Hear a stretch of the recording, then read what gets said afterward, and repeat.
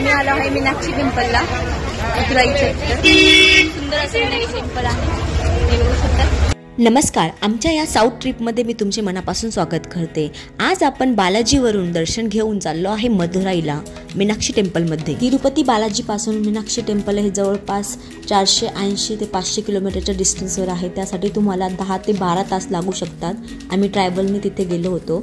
Railway station आणि बस स्टँडसुद्धा available आहे, तसेच एअरपोर्टसुद्धा आहे. मीनाक्षी टेम्पलपासून बस स्टँड आणि रेल्वे स्टेशन हे अवघ्या 1 किलोमीटरच्या अंतरावर आहे. आमची ही ट्रॅव्हल आहे. 10 ते 12 तासांचा प्रवास करून आम्ही मदुराईमध्ये पोहोचलो. मस्त झोप झाली होती सगळ्यांची.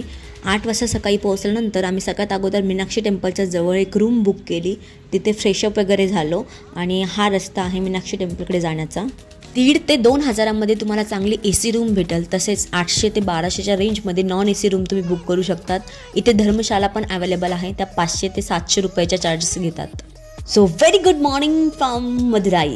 मीनाक्षी सुंदरेश्वर मंदिर. मीनाक्षी म्हणजे देवी पार्वती आणि सुंदरेश्वर म्हणजे महादेव. मदुराई सिटी ही वेगाई नदीवर आहे. तसेच मीनाक्षी टेम्पलच्या साईडलाच आजूबाजूलाच सगळं शहर वसलेलं आहे. या मंदिरामध्ये देवी पार्वतीचे डोळे हे फिश सारखे आहे आणि संस्कृतमध्ये फिशला मीन असे म्हणतात, म्हणून या मंदिराचं नाव पडलं आहे मीनाक्षी मंदिर. खूप सुंदर असं वातावरण इथलं आहे.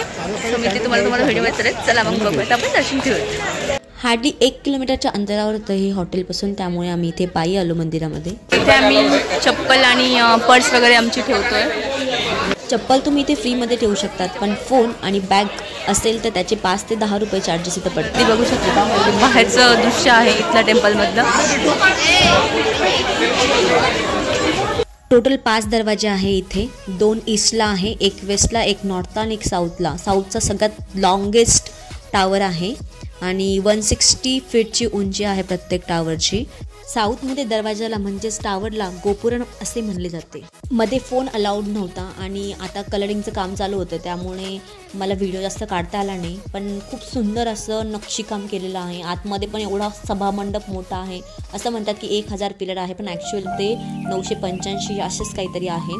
सुंदरेश्वर महादेव यांची नटराज नृत्य करतानाच्या मूर्त्यासुद्धा तुम्हाला इथे बघायला भेटेल. तसेच खूप सारे पक्षी, ॲनिमल, बर्ड्स वगैरे, साधू संत यांच्या पण मूर्त्या तुम्हाला इथे बघायला भेटेल. पांड्या राज्याने 11व्या सेंचुरीमध्ये याचं निर्माण केलं होतं. 13व्या सेंचुरीमध्ये अलाउद्दीन खिलजीने हे डिस्ट्रॉय केलं होतं आणि त्यानंतर मुख्य मंदिर जे आता आपण बघतो आहे ते 1623 ते 1655च्या शतकामध्ये नायक जे राजे होते त्यांनी हे उभं केलं होतं. हीच ती मूर्ती जी भगवान शिवने नटराज नृत्य करतानाची आहे. इथे असलेल्या सगळ्या मूर्त्यांमध्ये भगवान शिव आणि माता पार्वतीच्या लग्नाचे मोमेंट्स कॅप्चर केलेले आहेत आणि यांचं लग्न प्रत्येक वर्षी येथे चैत्र महिन्यामध्ये एक उत्सव म्हणून सेलिब्रेट केलं जातं आणि त्याला चित्राई उत्सव म्हणतात, जो की 10 ते 12 दिवस चालतो. मीनाक्षी टेम्पलच्या मध्यभागी हा आहे सुवर्ण पुष्करणी सरोवर.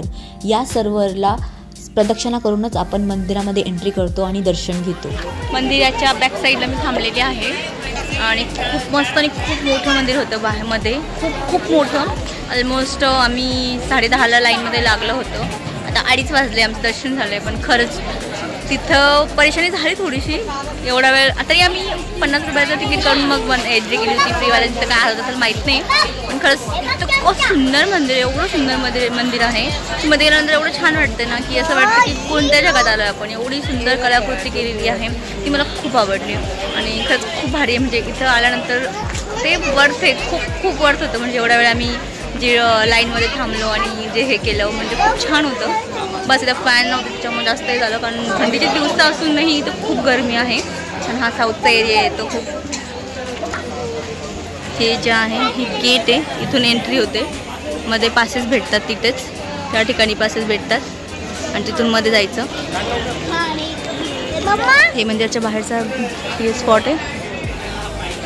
तर आमचं हे जेवण आहे आजचं. रसम बिसम काय आहे ते, डोसा. सुंदर अशा मंदिराचं दर्शन झाल्यानंतर पोट भरून जेवल्यानंतर आम्ही आता निघालो आहे मदुराईहून चेकआउट करून रामेश्वरमसाठी.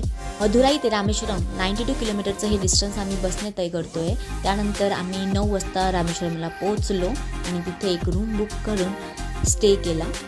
कारण उद्या सकाळी लवकर उठून आम्हाला 22 कुंडांमध्ये आंघोळ करायची आहे. तसेच नागमणीचं दर्शन घ्यायचं आहे. तर तुम्हाला व्हिडिओ कसा वाटला कमेंटमध्ये नक्की सांगा. आवडला असेल तर लाईक करा, शेअर करा. थँक्यू.